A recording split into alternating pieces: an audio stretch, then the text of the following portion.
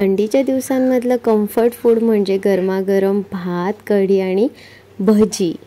कढी बनवण्यासाठी मी इथे मिक्सरच्या भांड्यामध्ये घेतलं आहे कढीपत्ता, आलं, लसूण, हिरवी मिरची, कोथिंबीर आणि जिरं। ह्याला छान बारीक पेस्ट करून घेतलं आहे। ह्या किटलीमध्ये आहे घरचं ताजं ताक। आता आपण जी पेस्ट बनवून घेतली होती त्यामध्ये मी 2 चमचे बेसन पीठ टाकणार आहे आणि तेही छान मिक्सरमधून फिरवून घेणार आहे। त्याची जी पेस्ट तयार होईल ना, ही तयार पेस्ट आपल्याला ह्या ताकामध्ये टाकून घ्यायची, जी मी इथे टाकली आहे आणि छानपैकी मिक्स करून घेतलं आहे। बेसन पीठसुद्धा याच वाटणामध्ये मिक्स करून घेतलं ना सोबत, की ती पेस्ट अशी स्मूथ होते, कुठेही बेसनाच्या गुठळ्या राहत नाहीत। आता मी या वाटणाच्या भांड्यामध्ये सुद्धा पाणी टाकलं थोडं आणि तेही यामध्ये ॲड केलेलं आहे। आता कढीसाठी बनवून ठेवलेलं हे मिक्सचर मी थोडं बाजूला ठेवते आणि भाताची तयारी करते। इथे मी बासमती तांदूळ वापरणार आहे। या कढीसोबत असा मोकळा मोकळा भात खायला खूप छान वाटतो मला। तांदूळामध्ये थोडं पाणी आणि मीठ घातलं आहे आणि आता हे चांगलं उकळून घेणार आहे। पाण्याला चांगली उकळ आली आहे, भात एका साईडला शिजतोय। हा आता बऱ्यापैकी हाफ कुक म्हणतो ना, त्या टाईपमध्ये झालेला आहे। हा तांदूळ असा दाबून बघितला तर अर्धा कच्चा आणि अर्धा शिजलाय, तर तो बाजूला शिजतोय। इथे कढीची तयारी करायला घेतली आहे मी। कढीला फोडणी देण्यासाठी पातेल्यामध्ये तेल टाकलंय। भातही चांगला शिजलेला आहे, त्याचं पूर्ण पाणी निथरून काढलंय। आता हा भात बघा किती मोकळा मोकळा झालाय। भात आपला तयार आहे। कढीच्या फोडणीसाठी तेलही छान गरम झालं, त्यामध्ये जिरे आणि राईची फोडणी, मेथीचे दाणे टाकायचे थोडेसे, खूप छान लागतात। कढीपत्ता बारीक बारीक कापून घेतलाय, हिंग, हळद आणि हे चांगलं परतून घेतली आहे। मेथी दाण्यांमुळे खूप छान चव येते कढीला। आता मी जे हे तयार करून घेतलेलं बॅटर आहे, ताक आणि वाटण मिक्स करून, तर ते मी यामध्ये टाकलं। एवढी सोपी आहे कढी बनवायला। आता कढीला मला हव्या त्या कन्सिस्टन्सीमध्ये बनवण्यासाठी थोडं मी पाणी ॲड करून घेतलं। तुम्ही तुमच्या सोयीप्रमाणे पाणी ॲड करू शकता। चवीनुसार मीठ आणि मस्तपैकी उकळ आली की कढी तयार होते। बॅटरमध्ये आपण जे बेसन टाकतो त्यामुळे घट्टपणा येतो आणि उकळ आल्यानंतर ही अशा प्रकारे आपली कढी तयार होते। त्यावर मी हिरवीगार कोथिंबीर घातली आणि कढी तयार झाली। आता कढी आणि भात तर तयार आहे। आपल्याला बनवायला घ्यायचे आहेत गरमागरम भजी।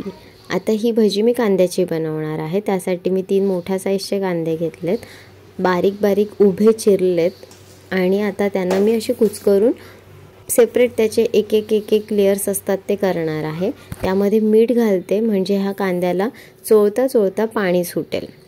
आता कापून घेतलेल्या या कांद्याला मी मीठ घालून चोळते ना, तर त्यावेळेला काय होतं, कांद्याला त्याचं पाणी सुटतंच, तेव्हा मिठामुळे अजून पाणी सुटतं आणि ह्या चोळण्याच्या प्रोसेसमध्ये जे पाणी सुटणार आहे ना, त्यामध्येच मी बेसन पीठ घालणार आहे आणि बाकी इन्ग्रेडियंट्स टाकणार आहे। आणि जेव्हा हे बेसन मी भज्यांसाठी भिजवते तर त्यासाठी वेगळं अतिरिक्त पाणी वापरणार नाही आहे, म्हणून आधी कांद्याला मी पाणी जेवढं सुटून घेता येईल तेवढं सोडून घेतलं चोळून चोळत। आता यामध्ये 3 चमचे बेसन पीठ, 3 चमचे तांदळाचं पीठ, जिरे आणि हळद घातलं। यामध्ये मी तिखट टाकणार नाही आहे, कारण ही भजी आदूलासुद्धा खायची आहेत, पण तुम्हाला झणझणीत तिखट हवं असेल तर हिरवी मिरची किंवा लाल मिरची टाकू शकता। आता जे सुटलेलं पाणी होतं त्यामध्ये मी हे पीठ चांगलं चोळून चोळून भिजवून घेतलं आहे आणि यामध्ये हिरवीगार कोथिंबीर टाकली आहे। आता भजी तळून घेण्याची प्रोसेस। तेल कढईमध्ये टाकलेलं आहे। मी कांदा भजी करताना अजिबात बाहेरचं पाणी टाकत नाहीत। ही कांदा भजी त्या कांद्याच्या सुटलेल्या पाण्यावरच बनवल्यामुळे एवढी कुरकुरीत आणि खमंग होतात ना, तुम्ही नक्की ट्राय करा। आता ही मस्तपैकी तळून घ्यायची आहेत मीडियम गॅसवरती, कुरकुरीत होतात छानपैकी। कढी, चावल और पकोडे या रेसिपीमध्ये स्पेसिफिकली कांदा भजीच करायला पाहिजे असं नाही आहे, पण आम्हाला घरामध्ये सगळ्यांना कांदा भजी जास्त आवडतात साध्या भज्यांपेक्षा, त्यामुळे कांदा भजी। ह्या कांदा भजींना ना खेकडा भजीसुद्धा म्हणतात।